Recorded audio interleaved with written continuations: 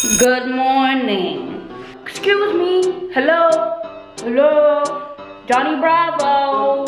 Do you know what the imparfait is? Do you understand what I'm talking about here? L'imparfait is, and you're not as perfect as me. Do you hear what I'm saying back there? The imparfait, do you know what this means? Yes, Mrs. Vandertramp.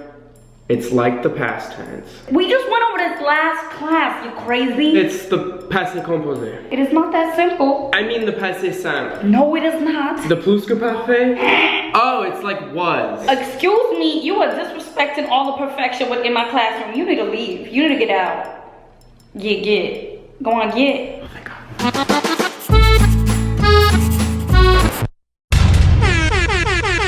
You might be feeling that in the classroom, but don't you worry, because Damon and Joe have the answer. Okay, so you may have watched the passé composé where we explained that to you. Those are hard staccato actions that are done. Those are finished. Finito, done. Like I read, I ate, I finished. I am done.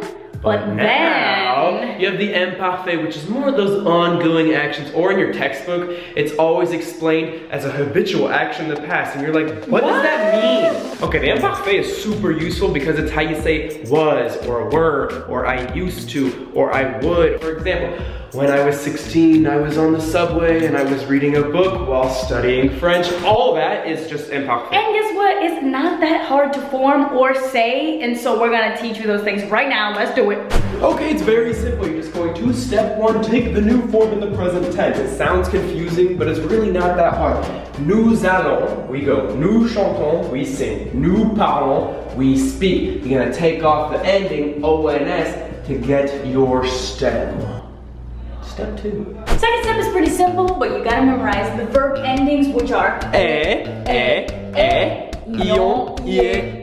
So I'm just gonna tell you, this sounds the same, this sounds the same, this sounds the same, this sounds the same. That's crazy, That's why it's so easy, because you have like 2 chances to get it wrong, really. Well, it's easy when you're speaking, but when you're writing, you got all those different endings. But it's simple. Can you just take a moment for this? A-I-E-N-T, like, what? You're like, okay. Then we're gonna add our root and our endings.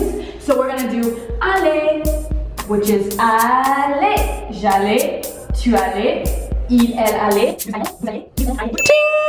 Oh. Now what if you want to do chanter? Ooh, it's so simple. What you're gonna do, you're gonna take chanton, drop the ONS, get your root, and then chanter. So now what, you're missing letters over there.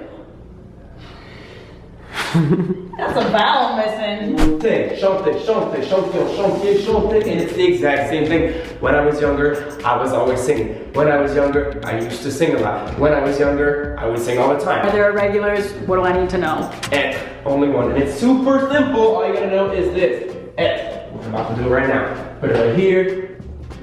When I was younger, quand j'étais jeune, je chantais. When I was younger, I was always singing. This is the brilliant verb tense.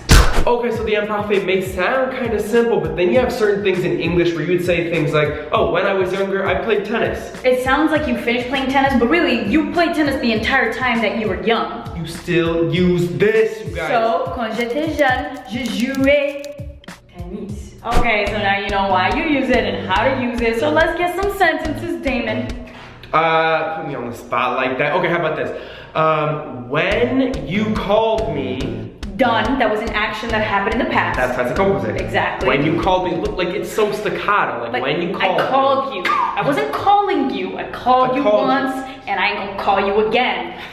Back to the example. I was talking to my mom when you called me. All of a sudden you called me, you threw off my whole activity, but all of that was happening in the past. Alright, so again, imparfait is super useful when you're telling stories in the past or when you're talking about things that you used to do that you don't do anymore. I used to learn French. Me too. That is in the past for me. How about this? I used to teach French in the past. Like I used to run in the gym in the past. Hopefully this helped you in some way. I know that it helped me because I had to like think about what I used to know and then I had to relearn it.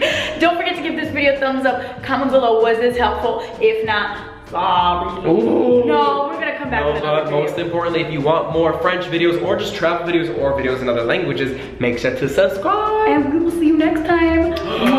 Bisous. Maybe it is really confusing. Mrs. Vandertramp knows what's best for y'all kiddies. Next lesson's on me. Okay. I hope you learned something. If you still want to keep learning French, there's 2 more videos over there.